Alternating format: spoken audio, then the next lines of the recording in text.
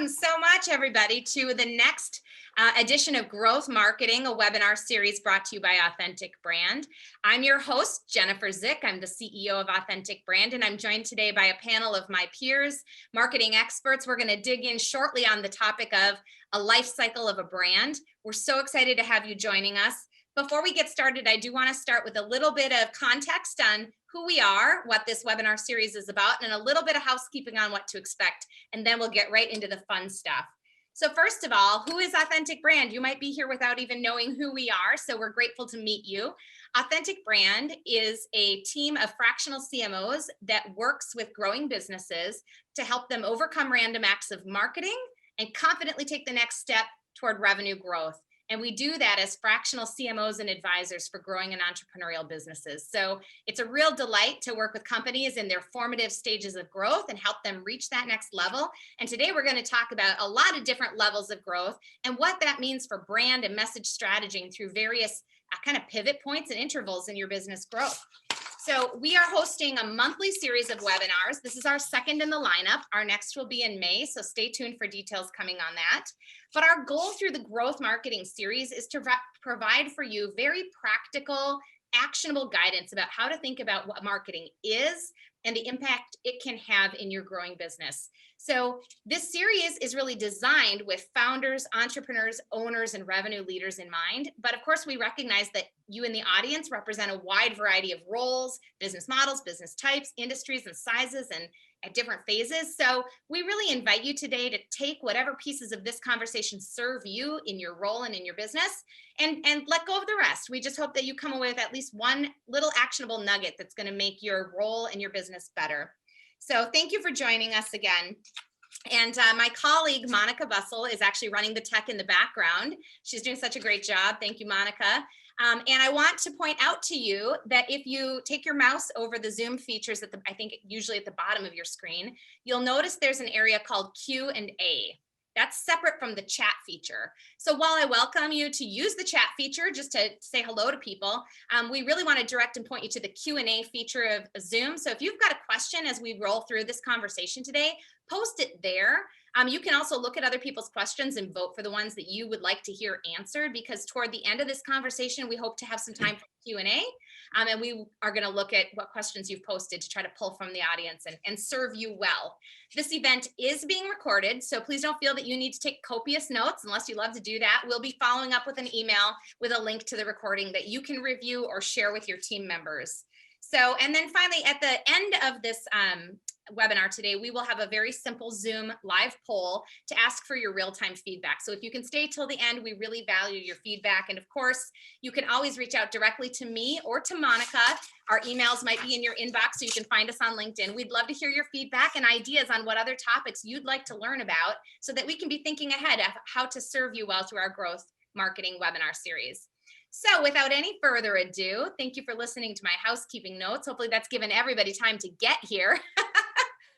We're going to get to the fun stuff, and I'd love to introduce you to my panelists. I don't think you can see their faces yet, but they're going to chime in and introduce themselves individually. Today with me, I have Kate DeLeo. She's the Chief Brand Architect of Ennobled. They're an ally partner within Authentic Brand's community. And Kate and her team work with a number of our clients and even with Authentic Brand on brand and messaging strategies. She's brilliant, high energy. You're going to love meeting her today. Steve Grady is with us. He's one of our fractional CMOs and advisors, and he's worked with high tech and services businesses and all kinds of sizes and models. And he's going to have some really great stories for you here today. And finally, Tracy Steno, another of our fractional CMOs and brand leaders. She's actively working with a client of ours that's going through some exciting brand transformation initiatives. And she's been a key player in entrepreneurial growth businesses and tech companies as well. So I'm excited to hear what these three have to say and to share with us today. But I'd love for them to say hello themselves. So Kate, I'll start with you. Well, thank you so much, Jennifer. It's an honor to be here. And hello, everybody. My name's Kate DeLeo. And as Jennifer mentioned, I'm the Chief Brand Architect of Ennobled. And, you know, we're a brand strategy firm that really has set our stake in the belief that brand is the path of least resistance to revenue. And so my job as I work with clients is really to ensure that you can create common ground with your audiences so that ultimately, you know, they're buying from you versus the competition. So it's helping you create that message. And so it's great to be here. And thanks again. Thanks, Kate. Steve, over to you. Hi, everybody. I'm Steve Grady. I'm part of the Authentic Brand CMO team. I kind of come from the tech world. So I grew up as an engineer and went to work for Bell Labs back in the day.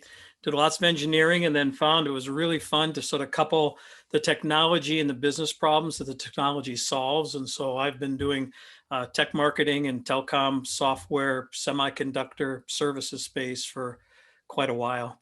And really love this topic. It'll be a fun discussion today to talk about brands and how brands evolve and what's the right way to go about it. So great to be here and welcome everybody. Thanks, Steve. Tracy. Hi, everybody. My name is Tracy Steno, and I am also a fractional CMO and consultant with Authentic Brand. And over the course of my career, I've worked with some pretty amazing brands, from startups to well-established firms, primarily in the software, services, and retail industries. And while I love everything about marketing, I have a particular fondness for the brand and creative side of the business. I'm excited to be here, and I think we're ready to get started. Thank you, Tracy. Thanks, everybody. I love your energy. It's so delightful to be together, and I'm grateful that the technology allows us to do this even in a time when we're not physically together, and invite this community to participate with us as well. So we're going to get kicked off. Again, I want to say the work that we do at Authentic Brand is primarily with small and mid-sized growth businesses. Most of our clients are somewhere between 5 and 100 million in revenue, but the team on this panel have served downstream and upstream from that size and type of business. So we're going to kind of center today's conversation in that entrepreneurial growth space. But we're going to pull in some stories and accolades and anecdotes from outside of that as well. So let's jump in. Tracy, I'm going to direct the first question to you, and then we'll kind of chime in around the panel on this. So we've already talked about the fact that we have a variety of guests in the room with us today. Some are entrepreneurs and founders, some are sales leaders, some are marketers themselves. Those of us who are marketers, I think, understand the subtle but important nuance between words like brand, message or story, and content. But just to level the playing field, because we're going to be talking about brand today and messaging and not so much about content and production. Can you give us a little context and clarity on what those words mean? Sure, I would love to. So let's start with brand. Your brand is so much more than a logo. Brand encompasses your business, your name, your term, design, symbol, and any other feature that identifies one seller's goods or services as distinct from those of other sellers. Brand is how a company or product shows up in the market. And messaging. Messaging gives a voice to a brand. It brings meaning to those it serves. The strongest brands appeal to our head. Think about pain gain solutions, safety, security, statistics, and simplicity as examples, and our heart. The emotional appeal for belonging, humor, among other things, or both, the head and the heart. An example of mine that comes to mind is Lululemon. Some of you may have heard of Lululemon, others may not. But those who know it and follow Lululemon are kind of addicted to it, right? Its very name means something to those people that follow the brand. And Lulu is more than activewear. It is technical clothing for people with sweaty pursuits. That's hilarious. Yeah. The premium brand speaks to both the head and the heart. Yeah, that's so true, Tracy. Thank you. And I just want to add too, and Kate or Steve chime in on this, but brand is so much more, like you said, Tracy, so much more than a logo or a name or a color palette. Brand is every interaction with every stakeholder that touches into your business and the relationships connected to it, right? Whereas when you move downstream to what that brand looks like in content production, that might be a social media post, it might be an email, right? So there's a really big range between brand, message, and content. But Kate or Steve, any thoughts on this? Kate, jump in. Sure. Yeah.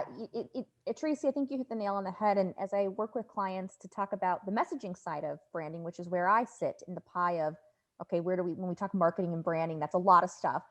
I think it's one of the words that I always try and bring people back to is brand is really your promise. It's the promise of the experience that you can expect to have when you interact or purchase from an organization. And so, for example, in the B2C space, I'll give some examples. If I were to say Nike versus Adidas, Coke versus Pepsi, McDonald's versus Burger King, Yahoo versus Google, I think our brands kind of went boom, boom, boom, boom, and we probably picked the one that we preferred.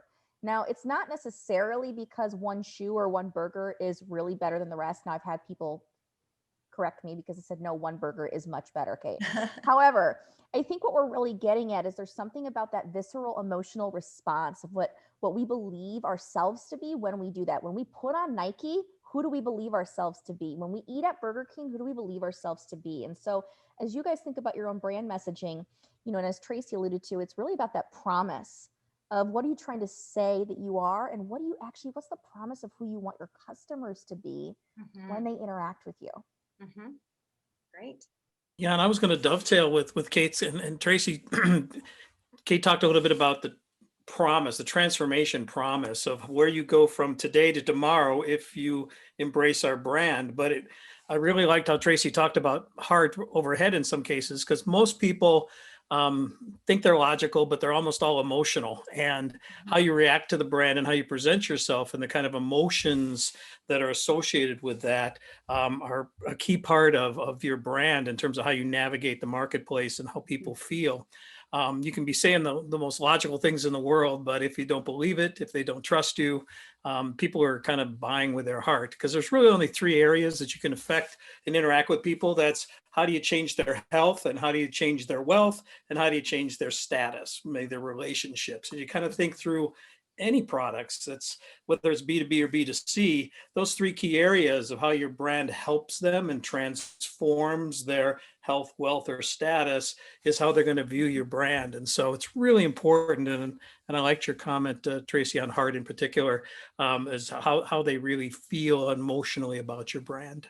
For sure. And we're going to have a little bit more conversation on connecting with your customers' hearts, not just their brains, a little further on. But Kate, I'm going to start this next question directed at you. So you and I have both worked with a lot of entrepreneurs and early stage businesses, and we are ourselves entrepreneurs in small growing businesses. And so we know close up and personally how things change really quickly when you're in startup mode, right? When you're first launching a brand or a business, as a founder, you wear all the hats, right? You're working on product and service development. Your company is sales driven. Your messaging and the way you articulate what you bring to the world changes pretty quickly based on the feedback you're getting from the market as you start to actually bring in customers. And so knowing that the story is evolving really rapidly at this phase, like this is the founder carrying around their pitch deck that changes daily, right? So it's changing rapidly. How should early stage founders think about the concept of story and messaging so that they feel they can make these changes, but they still have something in their hands? This is such a fantastic question. And, for context, for those of you that I've not connected with before, in the past 10 years, I've built over 200 brands, and probably 95% have been in that startup small business space. In fact, I partner with accelerators around the world and specifically come in and teach folks that are pre-seed funded, in seed stage. Maybe they're just completely bootstrapped. Maybe they are just an idea that they're coming with as a solo entrepreneur, and they're in the baby beginnings of, I want to launch a company. But in this bucket of the startup world, in this entrepreneurial space, what I know to be true is that revenue is king. We're really in a position as entrepreneurs at that stage where we need to find the path of least resistance to revenue.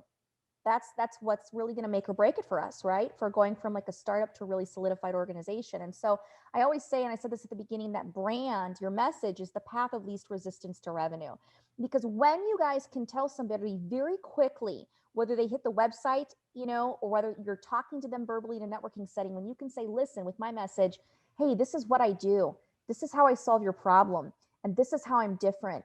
That's the stuff that provokes that prospect organically, authentically to go, okay, that's interesting. I want to have a conversation. I want to click to convert and buy. I want to get on the demo call. Whatever that next step that you may have is, your brand is supposed to provoke. And so I think it's important to remember as you're scaling and as you're growing, to be able to put your stake in the ground and to say, okay, we know that our message can and should iterate as we look at the next 3-5 years. That's okay. That's normal. But we're going to focus on creating a message that truly, truly is not just about awareness, but it's about how can we provoke buyers to want to have conversations with us. And so, in my opinion, I think really the goal here is to focus on getting your message down, recognizing that it is iterative, and then you've got to go out and practice it. In fact, a lot of early stage companies, you guys, may not have $20,000 a month to spend on marketing. And you know what? Maybe that's okay. Maybe where you need to be right now is refine that message, practice it, speak it, and perfect it before you start pulling all of the various levers that you may decide you need when it comes to marketing. So before you start trying to go after every social media platform, let's focus on the message first and make sure it's working.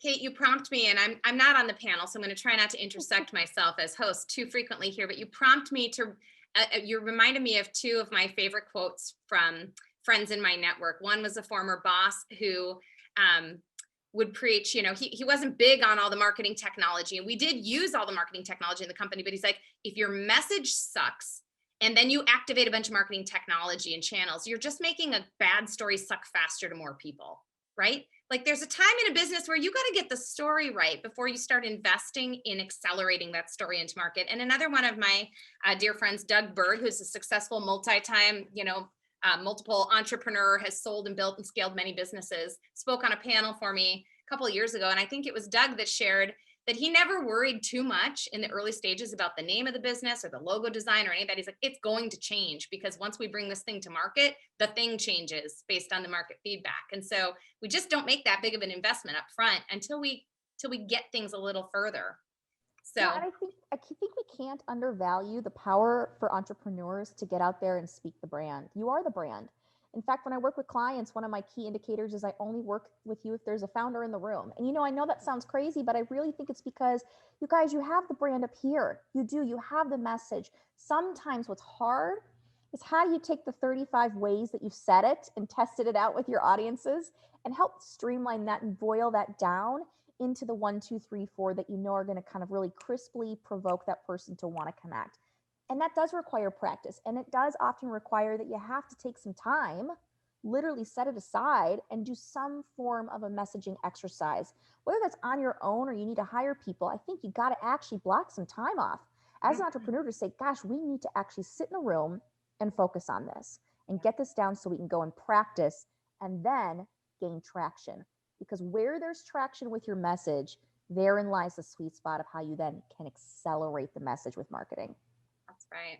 Kate, I was going to ask you a little bit as you're doing this messaging work with your clients, how do you fit story into that? Because story is so powerful, and delivering your brand and your messaging as a story, not just a list of facts on a sell sheet or whatever. How have you found really using story to be important in the brand message creation and delivery?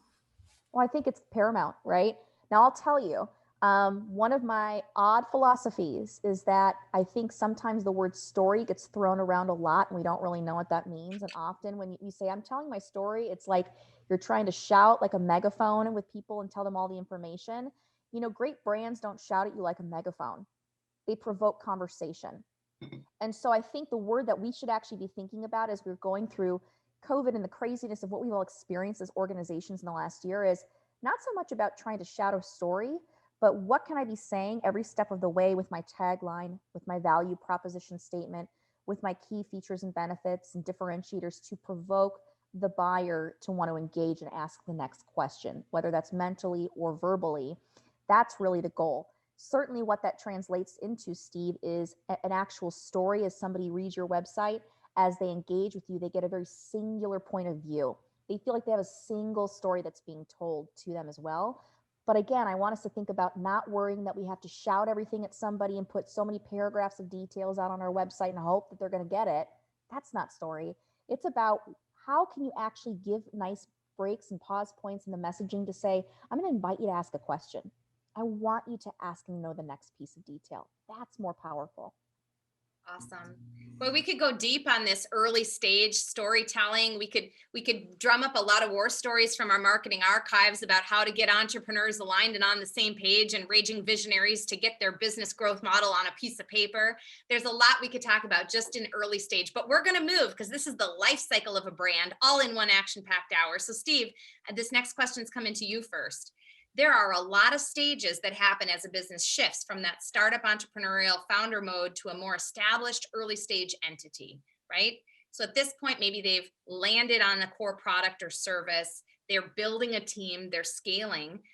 Some of the sticky story pieces Kate just talked about, like what resonates, what gets us traction, we found them. We found those little nuggets, right? So what are some of the indicators though, that is when the dust is starting to settle around that maybe the company has outgrown its origin story, or the story only the founder can tell, and now it's time to revisit your overall messaging strategy and equip for that next phase?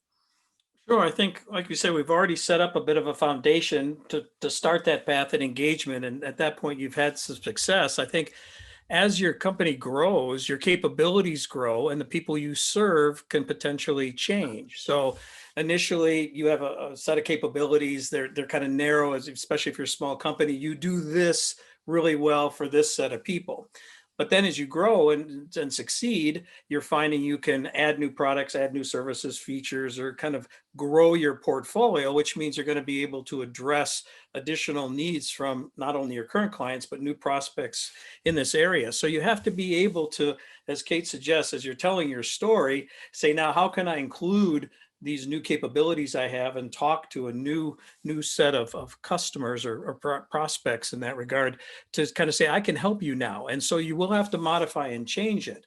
Now that's going to be an issue, as maybe we'll talk about in a few more minutes, around how do you manage that messaging and across your entire organization as it's growing. Because if you've got, I think, Jennifer, maybe you could even relate to when it was you or then maybe just a couple of CMOs and now we're 15, 16, whatever the number is, trying to keep the story straight across to everybody gets, exponentially harder. And keeping the story straight is difficult. And so I think that's a really key thing is doing it very in a structured manner and well thought out, so that you can say, now we're going to talk about this. We're not going to talk about that yet, but we're going to talk about this, so we're not confusing and kind of all scattershot. Yeah, I absolutely can relate. There's that point in the business growth where you go from having a founder who's maybe the head of sales or a partner who's the head of sales. You've got that one person responsible for carrying the story and constantly evolving it, to now having to transfer and train and reinforce what pieces of it other folks within the team are going to carry forward, and put structure to that. And then, it can be frustrating for entrepreneurial leaders. They feel like they've told their people what to say. This is who we are. Here's our message. And then they're frustrated when people don't convey it correctly, right? But it takes time. It takes repetition. Great. Anybody else want to chime in on that evolution phase? I think other things to keep in mind too, as your company evolves, often I'll hear symptoms, excuse me, I'll hear symptoms around, all right, well, we've launched into a new sector, we've launched a new product or offering. Certainly those are key indicators. You need to look at your messaging holistically and understand if your umbrella of your message is really covering all of the various facets and features and depth and breadth that you offer as an organization. I think it's also important too, to maybe just do a litmus test for yourself internally to recognize, hey, the message has worked really well so far. We found a bit of traction. However, sometimes you may also see areas with particular audiences or segments in the market where you're going, gosh, we're struggling to get prospects to the table. Something is a little off. And so I think as long as you're going through the process of also thinking about what's working really well, what's new that we need to be thinking about, but then also, are there some hinge points where maybe, wow, our conversion rate's not very strong, or gosh, we're just not even seeing any traction over here. Of course, those are important areas where you want to then think about, how do we refine? How do we improve? Mm-hmm. And Tracy, I know how passionate you are about brand, and that you've been part of a lot of early stage businesses and helping scale and equip both the executive team toward alignment and the sales team toward alignment in these early stage growth? Like, what are some of the most important actions a business can take to create alignment at that intersection in that growth period? I think, we talked about the messaging session earlier. I think that is a really important step that we can involve all of the parties in to get their feedback and buy-in. I also think along that path, just making sure that we have clear, connected groups, and that we're always, on the same page and aligned. That's really critical along the way. Right. So I think you're referencing there. So Authentic Brand is part of our methodology. We use a simple 3-hour messaging workshop. Mhm. And then Kate is our ally partner who can go much deeper into messaging strategy. And we'll talk more about that along the way too.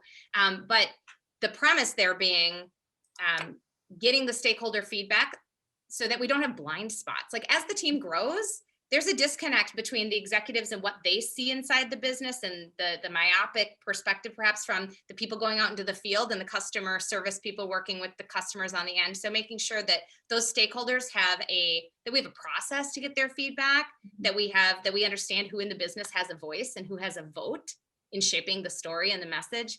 I think sometimes that can get really convoluted for entrepreneurial businesses where all the founding team members have always had a voice and a vote, but you get to a point where you have enough team where there's a difference between who gets a voice and who gets a vote, and then how we keep the teams aligned. So yeah, using workshops and process to do that is super helpful at that point.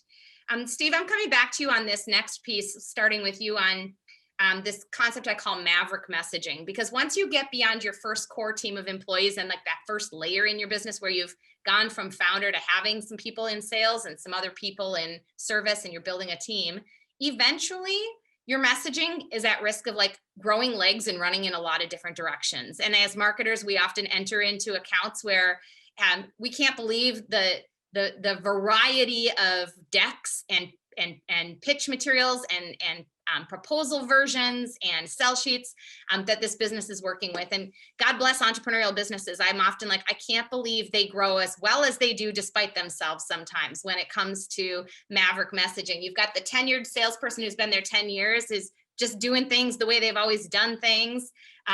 You've got the founder with his or her own story version. And then you're at the point now where you've got operations people and finance people where if you drop them into a networking event, they might not even know how to tell the company's story, right? So we're at that maverick messaging moment.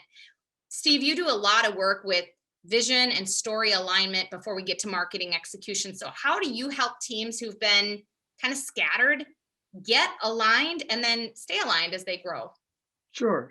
I have kind of a two-part answer to that. And the first part of it kind of goes back to the other question too, as your brand evolves. Let me go to the Authentic Brand bookshelf back here. Pull a book off the shelf. This is a really cool book called The Hero and the Outlaw. And what it introduced, it's a really neat book by Margaret Mark and Carol Pearson. About 20 years old, but man, is it so super spot on. And they talk about brand archetypes. So we really haven't talked about sort of who you are as a company and how you go to market. And there's 12 archetypes. I'm going to read them so I don't forget them all, but they're pretty cool. Creator, caregiver, ruler, jester, regular guy or gal, lover, hero, outlaw, magician, innocent, explorer, and sage. And as you think about those 12 different types of archetypes, you can see how companies like, Pillsbury Doughboy was kind of a caregiver, a nurturer brand, but Harley Davidson's an outlaw brand. And so you have to really be conscious about what your brand archetype is. And so as you start out, you might be a wizard or a magician brand, and then eventually you're a hero. And if you get really big, you look at the arc like Cisco over the years or Intel, they started out as a wizard and wound up as a king ruler brand. And so it evolves, and you have to be sensitive to that and understand that. Now, people are also have their brand archetypes too. And so Jennifer, to your question about why you get maverick stuff is because when engineering talks about your product, they're creators, right? When customer, client support or service talk, they're nurturers, right?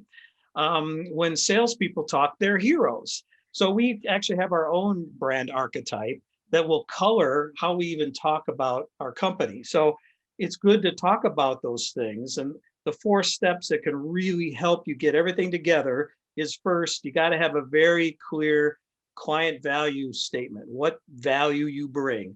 Everybody in the company needs to understand who you help, how you help them, what the success outcomes look like, and how they should be, fans for life, right?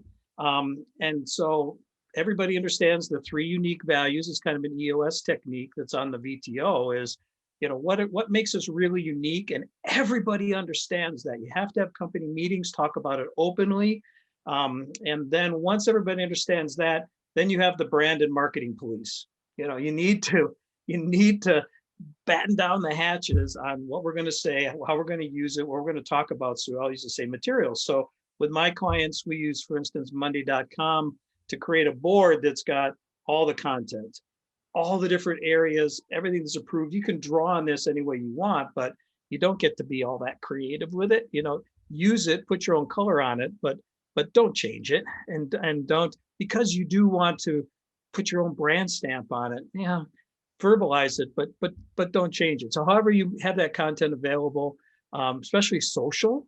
And I love Kate and Tracy's, people get really maverick on social. And so I'd love to hear some of how do we keep people from kind of saying the wrong things that way. Oh, I'm a social maverick, but the good news is I'm now a CEO, so I get to do whatever I want, whenever I want. But Kate, you do not. You have to stick and stay on brand, Jennifer. Kate, I want to hand off to you because, first of all, I'm soon going to give you an unsolicited promotion for the services you provide around everything Steve just talked about. But chime in here on what Steve just lobbed our way.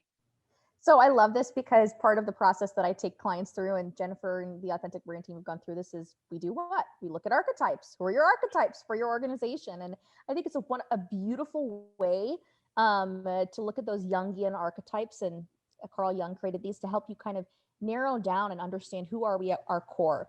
I think along with that, when you think about going rogue, I think what's really important with the different personality types that you may have, the different when you have a COO who cares about one thing and a CFO who cares about another and the CTO who cares about another and the sales team, I think it's important to remember that you guys all want the same thing, which is success for your organization.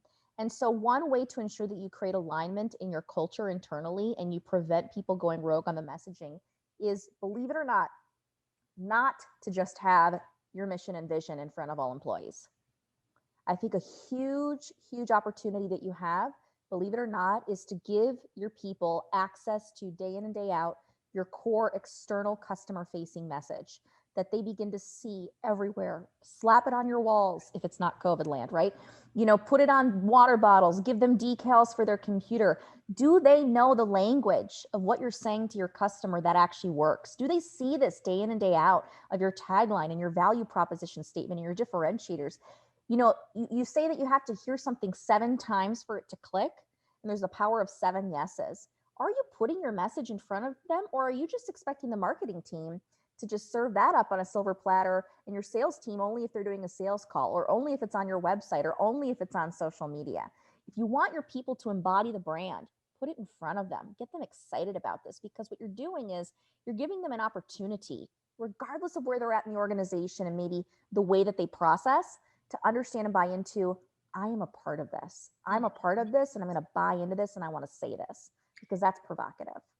So and Kate, I don't even think that's possible in an entrepreneurial growth company unless the founders, owners believe it. They believe it so passionately that they can't not talk about it and reinforce it. And this is where I give you an unsolicited plug, but we're a CMO team. We're a bunch of brand leaders and marketers ourselves. And I love this stuff. Like, I used to consult around this with other clients all day long, but in my own business, I know well enough how myopic people within their own businesses can be. So we brought Kate in, and when she told me that we would be meeting at least 6 times to really dig through all this, I'm like, how am I going to have time for that?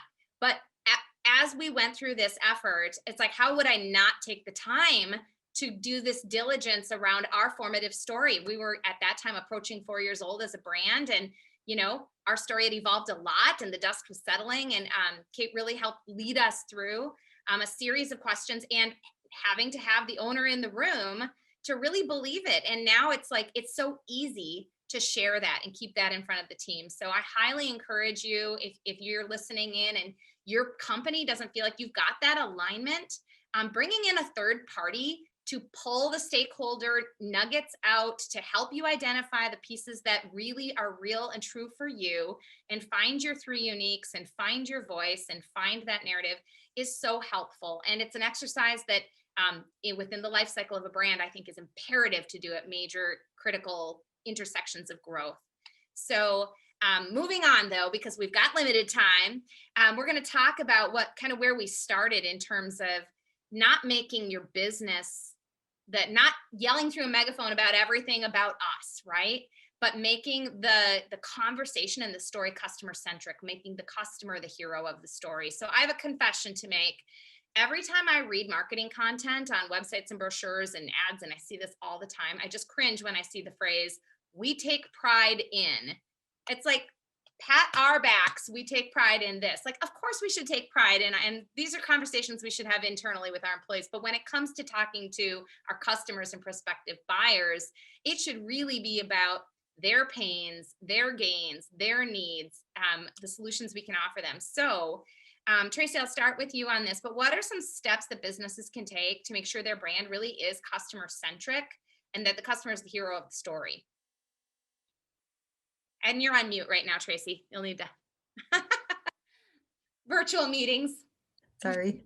I think that some of the steps that clients can take is you can go, or businesses, you can really ask yourself, what is it that you create that will resonate with those that you're trying to reach? And take a look at that. Answer those questions so that you really understand that.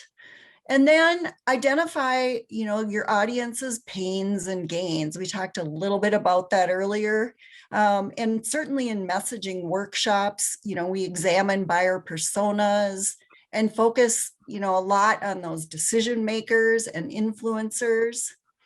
And, to really then get into customers and what the customers think, a deeper way to do that is to go through some research. Now, I know research can sometimes get overlooked, deprioritized, even cut from budgets. But doing something like a voice of the customer research is so imperative. It gives you such valuable information from kind of a different viewpoint than you probably have had. A lot of companies tend to look a little bit more inward at that.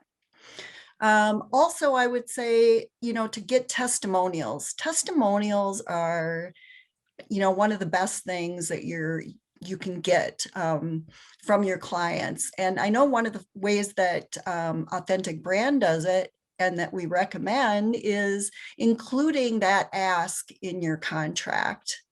In other words, from day one, put it in the contract that to have the client or your customer be a reference for you. Now, they may not be ready day one, but when that time comes, when they're ready to talk about the story and tout the message, they'll be there for you.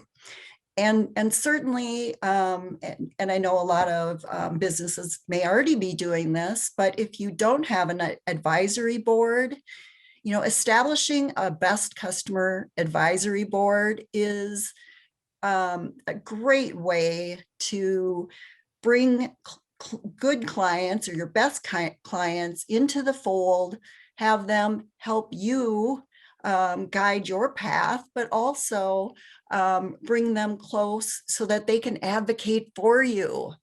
And, there's nothing like clients that can advocate for you. So I think those are some steps that businesses can take. I especially love that last point. And in many of the customer client accounts that I have worked in, and that I worked in the early days of Authentic Brand before building out the team, that wasn't even something they had ever thought about. A lot of companies stop short at just getting a written testimonial, maybe, or writing up a case study of the work effort. And of course, depending on your industry, if you're B2C or you're an e-commerce store, you might get testimonials from, consumer reviews and other things like that. So testimonials take different shapes in different kinds of companies. But for B2B companies who have deep long-term customer relationships with multiple stakeholders, I have found that most clients who have had a positive experience with your business, when asked if they would consider being part of an advisory board, consider it a great compliment as well, and are happy to like help shape the future of the offering so that it can serve their business and others well. So Kate, I think you had something to add on this. I think the only other comment, and Tracy is just such good points, is I think once you guys have evaluated all of these data inputs, right? So you think about customer feedback, doing some research out there, all of kind of what Tracy's saying, critical for you to have a deep understanding of the stories that your customer support team or that you've heard from clients, even on the phone. Like, think about all the things that you've heard, right? I think helping boil that down by asking yourselves a really key question, which is, at the end of the day, when it comes to the product or service we offer, what do our clients need? What is the bottom line need that they have as it relates to our product or services at the end of the day? And what I have clients do is a bit of root cause analysis. I do this thing called 5 whys. You can do this on your own. If you answer that question, at the end of the day, what is the bottom line need our customer has as it relates to our product or service? You'll say something, write it down, ask yourself why, then respond again, ask why, respond again.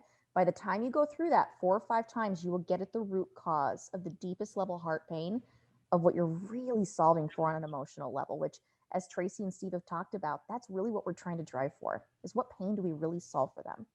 That's right. And Steve, you're ready to chime in on this. Take it away. Oh, just a super short upside to this. As Tracy and Kate just talked about, getting your existing customers on an advisory board. Usually as you look through the kind of the client life cycle, you land, you expand, hopefully become exclusive provider to them. If you sit down and talk with those folks, they need to go into new areas too. And where are they going to build their business and how you can support that? It's called new territory. So the cool thing is, as you talk to them about where they're going and helping them strategically, probably a lot of your other clients are thinking about those same kind of things. And as you develop new products or services to help client A, lo and behold, they probably help most of your client portfolio with that area as well. And so it's a great way to understand what kind of products and services will be market winners without guessing and sending it out there and it bombs. So you've already got an advocate. You can already shape the products and services you're going to introduce. And they're the first people to buy, because we know it's always easier to sell to your existing clients. So if you're really shaping that well, then goes back way back when we talked about how your company is growing and what you can provide and who you can serve. Those new territories help you expand your client base and how you can tell your story and expand on your brand. That's right. Well, so much we could keep digging in here. I'm thinking about neuroscience and decision making and marketing into the pain, but that's a whole different topic. So in an attempt to leave some time for Q&A, because I see some really good questions coming in, this is our last official question for the panel. Then we're going to take some audience questions. So I'm going to start with Kate on this one. So many growing businesses in the life cycle eventually reach a really huge milestone, which would either be raising funds for continued growth, considering acquiring other businesses, considering selling and being acquired. And so in that process of looking at investor relationships or acquisitions, how should, if I'm an entrepreneur right now and an owner of a business who's thinking, in 2 to 5 years, I'm ready to exit and I'm probably going to be looking to be bought or looking to acquire or some other evolution in my life cycle, what should that be meaning for my messaging and my positioning today? Oh, such an amazing question. So, I work with venture capital groups all the time. Most of my, probably over 90% of my clients are going through some form of fundraising or in an M&A situation, candidly. And so this is kind of what I deal with day in and day out. And I want to give you guys a couple pieces of confidence that you can cling to. I think number one, know your goals. Understand clearly what you really want to achieve and write it down. Understand, do we want to be acquired? Do we want to exit? Do we want to, have an IPO happen in the next 5 years? Like, whatever it is, okay? Write it down, know it, own it. And then I think the second thing that I want to just give you extreme confidence in is, believe it or not, don't change the message for an investor or a partner if it's working. Seriously. So I always give this example. By the way, there's a lot of people that will tell you you need to have one deck for an investor and then one separate message for the customer. Incorrect. How many of us have watched Shark Tank, right? You watch these companies come on, and you know what they do first? They pitch the shark, they pitch Damon John as if he were to be a buying customer. In fact, that's the power of it, right? By the end of it, they're clapping, like, oh, I want to try it. I want to taste that. I want to see it. They hooked them with the exact same message as if they were going to be the consumer. So when you think about your message, or if you're sitting here going, I got to get a pitch deck together, Kate, next week for an investor, or I got a meeting with, somebody that's looking to acquire us, I want you to remember that really you actually want to stick with the same pitch. You want to have strong understanding and lead your message with who you are and what you do, how you solve your customer's problem, and why you're different from everybody else in the market. Set the stage with that piece of your brand message. Then you can move into the details of how it works, an explainer video, etc. Then you can move into traction. Then you move into your metrics and your financials. Believe it or not, if you can hook them on the front end, they're going to buy in and be so stinking excited about wanting to work with you that the rest becomes a breeze. They're going to know the right questions to ask you guys. So lead with the messages if they were your customer.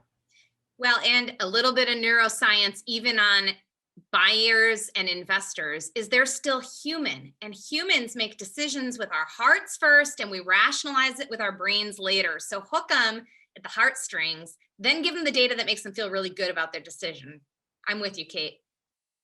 Any additional inputs on this one from the rest of the panel? I have a quick one, Jennifer, and that is, as you go into, especially M&A, I've done a ton of M&A on both sides, and from brand perspective, in terms of who you are, what you represent, who you help, if the acquirer is different, they have different brand archetypes, they help different people, they have a different view of the world. Boy, that's going to be really, you have to pay super attention to the integration if it's going to come together, because it's really going to be a struggle. Usually the acquirer wins and crushes the life out of the acquiree, and you must be the Borg, and in you go, which is really unfortunate because they bought you because of who you were, but then try and change you. So just be cognizant of, especially looking for partners, and this even applies to, who you work with, other companies and other partners. Do they share, they understand your persona, you understand what you're about? Do they share kind of your values, how you do business, that underpins your brand? If not, you're probably not going to be a good partner, or you're not going to be, a good part of the new company. Something really to pay attention to. I've seen a lot of them struggle or even fall apart because that didn't match up. I've seen that too, Steve, and that's no fun, and especially heartbreaking for a founder to see the culture and the value proposition eroded. So choosing well with values alignment and messaging alignment matters. All right, we're going to move to the audience Q&A portion. There's a couple here that I'm scanning that I really want to lob out to the panel. So, hey, audience, if you've got a burning question, there's still time to throw it down, and I'll try to read through and tee up some ones. This one's a fun one from Anonymous. All right, so what advice, panel, do you have for companies whose capabilities have expanded and the name they launched with is now holding them back or pigeonholing them into one category of service when they can do so much more? Brand is established. Would you recommend a rename, or how can they leverage what they have and still engage with customers in new ways? Ooh, naming. And that's expensive to rename, Kate. I get this question a lot. I've done a number of renames. This year we've done 4 already, believe it or not. 4 renames in 2021. What the heck's going on post-COVID world, guys? Okay, so actually, this is a great question, and I think a couple thoughts that you may want to think about. And granted, I don't know the depth of your business, so bear with me as I'm coming in blind here. But when it comes to naming, I think the first question to think about before you worry about the name of your organization, first and foremost, is the messaging around your products and services. And so sometimes what can happen is if your current messaging doesn't solve for everything that you're doing, I would recommend that you create a layered approach and more of a structured brand architecture. So what can happen to help solve this is you still call your company Westcott, let's say, I don't know, Westcott. And you have product A and you have product B and you have product C, right? Maybe just very different product lines you've evolved. Okay, with that, what you may find is you have specific product brands, okay? If that is the case, what you can then do is create an upper architecture where your message is very clear with an overarching value proposition, tagline, differentiators for the company as a whole, but be prepared then to do the exact same thing for each brand, okay? Each product or service offering. What some companies decide to do is instead of trying to rename the whole organization, you simply ensure that through the deployment of your brands, you not only have a presence for all of your ABC across your corporate website, but you may find if one of them is a B2C product, you've got to create a separate marketing strategy and channel over here with a separate website that's going to sell this way with a separate logo for that product, and so on and so forth. If though, after thinking about through that question of do we just create a layered architecture and that solves it and creates cohesion, if that's really not supporting you and you feel like the name is really tripping people up, then yes, I think that you need to go back and look at the name, only if you have gone through the messaging exercise though, to get that thing nailed down for all of your products and services. Because if you blindly go and try and change your name, I can guarantee you, you're going to be throwing darts at a dartboard and you're going to feel really frustrated with yourself, and you could end up losing customers if the story is not compelling and clear as to why you changed the name in the first place. Thank you, Kate. That was rock solid. Great. All right. So someone else asks a question that's short, sweet, and sounds simple, but it's not. What are some indicators to know your company is ready for a brand refresh? Kate already gave some really good tips as it relates to naming. Okay, because we started this whole conversation saying brand is not, it's a small word of a big universe. So brand refresh might mean new name. Brand refresh might mean new logo design. Brand refresh might mean a different customer experience design, right? So how do you know if your company's ready for a brand refresh? Who wants to take the simple, complicated question? I'll take it. All right. So I've worked with a lot of clients on brand refreshes and gone through this many times. And, I think that one of the things that is important to understand is, where are you headed versus where are you at right now? In other words, if you are trying to, as a company, be at a certain place in the next year, 2 years, 3 years, and your brand doesn't reflect that, then it's time for a refresh. And, I think there's a lot of equity in the name, but, perhaps it's time to really look at what is your logo as modern as it can be. Do you have a good strap line? Do you have, good imagery? It's the whole kind of look and feel of how your brand is portrayed to match where you want to be, not where you are today. So if you're here and you want to be over here, as I said earlier, that's a time when a brand refresh makes, to me, sense to go through that process. It's almost like using your brand to create a manifest destiny, right? We are where we point, we become where we point our focus. When you have a plan, it's much more likely that it's actually going to happen than if nothing ever gets planned. So by creating a brand presence that is bigger or stronger than you even are today, you're setting a stage to move in that direction and to fulfill that promise to yourself and the market. So that's a good tip, Tracy. All right, this one's a fun one. I've got thoughts on it, but I'd love to hear from all of you. How do you have a hard conversation when leadership's behavior is in conflict with the brand message? And in this case, the leader is always on stage, so people will notice it immediately. So there seems to be a conflict in messaging and behavior. Anybody ever deal with a rogue leader? We all have, but Jennifer, I'd like to hear your answer. I love this. So just yesterday, I gave a talk to a bunch of visionary executives about building a strong and authentic personal brand and what the difference is when you're a founder and a leader and having a personal brand and having your business brand and how they must complement and support one another. And somebody asked a question by follow-up email about, is it ever a bad idea? Like, can a leader detract from the corporate brand by building their personal brand? And my answer is, yes, they won't. They'll support it if if their value system and their messaging and their audiences are in alignment, but they're just bringing more of who they are to the world, that's awesome. That's what I try to do for Authentic Brand. I'm no perfect example, but I try to like bring my whole self to the market, and aspects of me professionally and personally that deepen trust and relationships and therefore support my business brand. But there definitely are rogue leaders who, in bringing their full selves to the world, expose that maybe their values or their voice or their interest is no longer even in their business. And in doing that, could create confusion for buyers. Like, oh, if Joe's over here talking about this, is he even paying any attention to this business I'm working with where his name is still on the leadership team, right?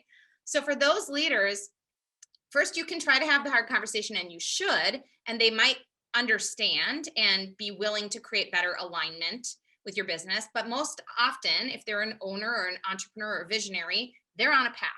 In which case, then the hard conversation becomes, is it still appropriate to have you as a spokesperson for the brand? Maybe you're an owner of the business who's no longer involved in the day-to-day, and you should go be a speaker and author and keynote on a different topic, and that's fine. You're still a stakeholder here, but trust the executives to lead and represent the business. So sometimes you have to separate those brands if the direction and the focus and the alignment is moving somewhere else. Kate, you had a thought? I think it's okay to recognize too, if you recognize the leader does still really care. They do care, and maybe they don't know that they're doing this. It's kind of like ignorance is bliss, right? Maybe they have no idea that they're doing this. And even if they've been told once or twice, they don't think it's that bad. I mean, I'm still supporting the company. I'm still doing great things. I care. Come on, guys. So this is the thing, is you have an opportunity. You have an opportunity to actually partner with this individual, to pull them in if you're working on the messaging for the organization and the brand, to actually say, what if we did look at doing messaging together that not only does the corporate brand message, and we're going to look at that and really together as a team and pull in this founder's perspective or this leader's perspective, but at the same time, you can at the exact same moment create personal brand messaging that's in alignment. So think about it this way, is if this person doesn't have a script, how are they supposed to know what to say? Sometimes in our exuberance and our excitement to get out there to the world, we go out without anything written and without anything scripted. And you know what? We do our very best. But you have an opportunity to help create a story with this person individually that they feel so excited about, that is still so them and still supports the brand. And so don't let it be a missed opportunity. If you can, in the course of looking at your messaging, actually have a double whammy win right there. Mm-hmm. That's awesome. Yeah, and just real quick, this is a tough discussion to have, and I've had it several times. And to Kate's point, one of the easiest ways is to sit on the same side of the table and say, this is what our corporate brand is. This is what we talk about. Do we still believe it? Are you invested in it? Do you understand it? This is really what the whole company is saying. Now, the things you kind of done and said are a little counter to that. How do you feel about that? Or why do you think that happened? Or, is there a need to move our brand, or do we just need to get better alignment? So once you sit on the same side of the table and look at it from a company perspective, and then kind of look at the behaviors or kind of how they've gone rogue, is another instance of going rogue, right?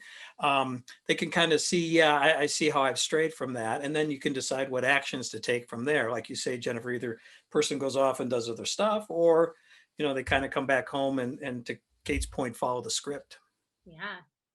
Great. Well, there's so much more we could dive into at all of these moments in the life cycle of a brand. And for our audience, thank you so much for joining here today and contributing your questions and engaging in this conversation with us.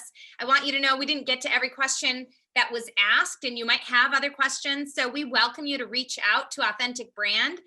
We would love to help answer any other questions you have about messaging and branding and help put you in touch with professionals who can assist, because sometimes the right answer is bringing in a third party who's neutral and whose voice might be able to be heard in cooperation with yours to get to some resolution and clarity for a path forward. So we're grateful for the chance that we have to serve and support brands through all these evolution points.